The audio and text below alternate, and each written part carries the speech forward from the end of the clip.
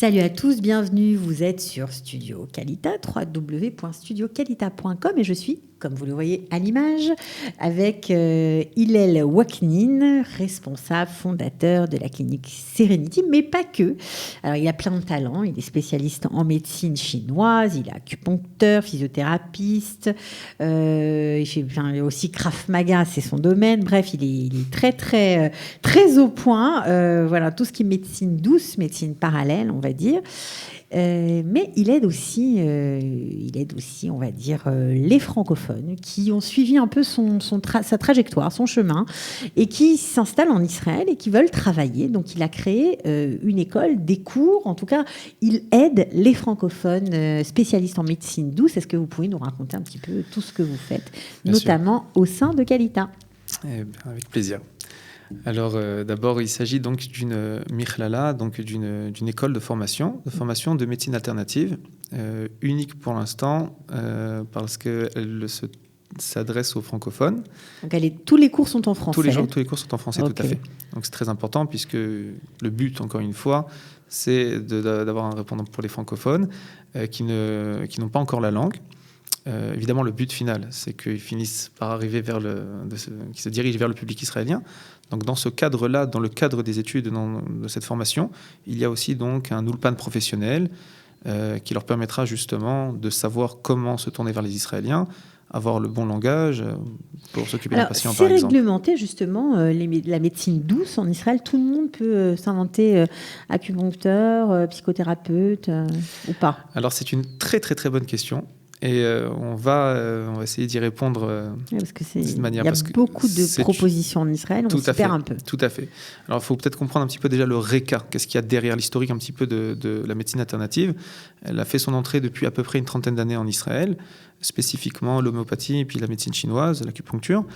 Ça a commencé comme ça, on va dire, la naturopathie un peu plus tard, et puis au fur et à mesure, les différents domaines. Ce qui se passe, c'est qu'effectivement, il y a certaines lois qui doivent passer pour régulariser, de manière justement à pouvoir travailler de manière officielle, on va dire, en Israël.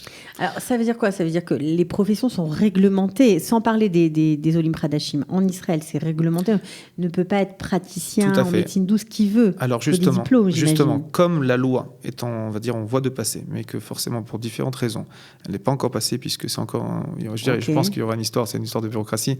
Ça prendra forcément, je pense, encore quelques années, malgré le fait que ça a bien avancé. Peut-être quelques mois, on ne sait pas. Peut-être, on espère aussi. On l'espère pour en vous, attendant, ce qui a été proposé justement dans le cadre de ces formations-là, c'est de régulariser par des associations officielles en Israël, de naturopathie, de réflexologie, d'acupuncture. Ça veut dire que jusqu'à présent, c'était un peu n'importe quoi.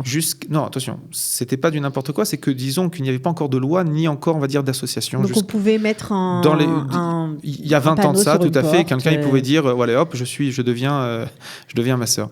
Donc à ce moment-là, il y a un danger, puisque forcément, on tombe dans du charlatanisme, voire des fois même dangereux, puisque s'occuper on s'occupe de la santé, et puis tomber sur quelqu'un qui n'est pas professionnel, évidemment, c'est très très grave. Pour donc toutes les raisons qu'on a dit. C'est en train d'être mis. Alors ça a été mis, ça a commencé déjà il y a déjà quelques années. Aujourd'hui, vous avez donc des associations officielles qui eux sont reconnues par le Misrad Habriout, qui sont reconnues par les services médicaux en Israël, les hôpitaux, les Coupotrolim, et évidemment, ce qui est très important, par les bituchim. Les bituchim, c'est quoi? Les assurances qui nous permettront donc aux différents praticiens de pouvoir travailler dans le domaine. Tout celui qui n'est pas dans un cadre, justement, dans ce cadre, on va dire, officiel, des associations, des agudotes... qui n'est pas répertorié par ces associations, n'est pas un praticien... Et il ne pourra pas travailler, légal. Évidemment. Ok, du point de vue légal en Israël, d'accord.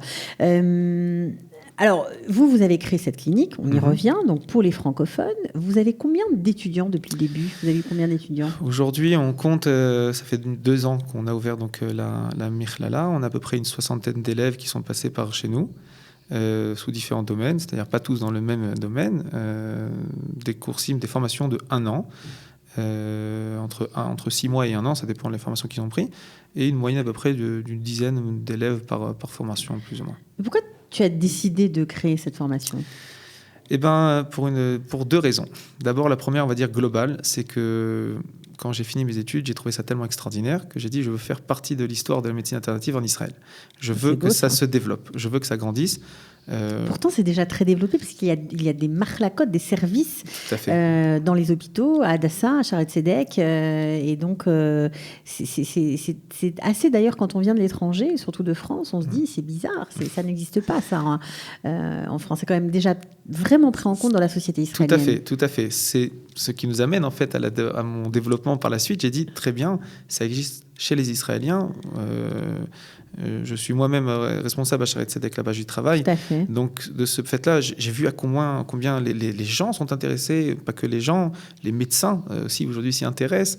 Il y a des contacts. Toutes les questions concernant la douleur notamment. La douleur,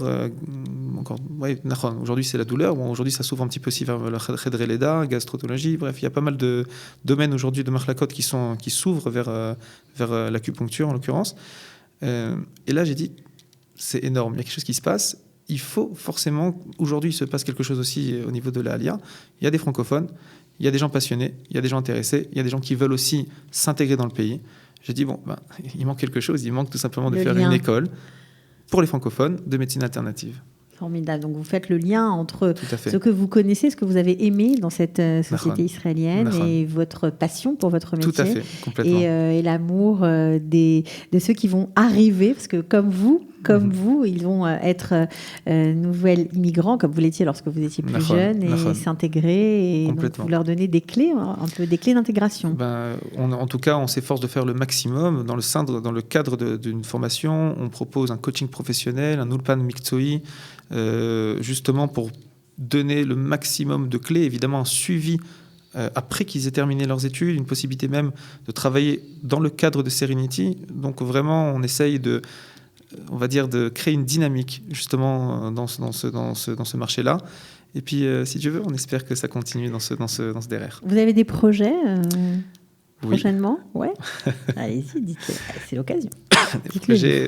On a beaucoup de projets après ce qui se réalise, on va dire, sur le Dvar Haror. Sur le long terme. Sur le long terme ou sur le court terme. Si Dieu veut, nous projetons aussi d'ouvrir dans d'autres villes, d'accord, Ashdod en l'occurrence et Netanya, justement pour continuer dans la même logique, ce qu'on a fait à Jérusalem, continuer à ouvrir donc des formations.